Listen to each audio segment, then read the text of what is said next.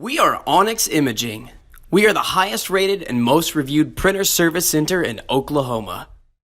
Hey there YouTubers, it's your girl Brett over here at Onyx. Today I'm going to show you the common causes of a paper jam, and I'm working with an HP Laserjet P-3015.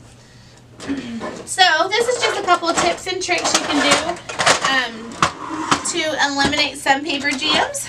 You have this blue tab here. This is where you can change the size of the paper. You want to make sure that it's in the correct spot for the size that you're using. Same with this one on the side. You'll mainly change this one if you're changing it to like envelopes, labels, anything like that. And you also have these little tabs here. These are called your max level indicators. You want to make sure not to feel too close to that or over the max level indicator. If you do, it's going to be really hard for the printer to pick up the paper and feed it into the printer. Another thing that you want to do is, instead of adding paper to the tray, what you want to do is take your old paper, mix it with your new paper.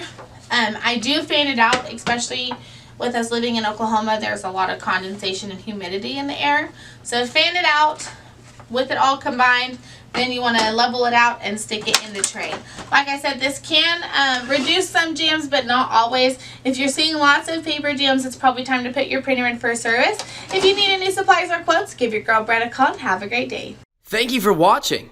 If you're interested in how you can receive free labor on all of your service calls, as well as how to qualify for free printer upgrades, contact us today. We are here for all of your printer and office supply needs.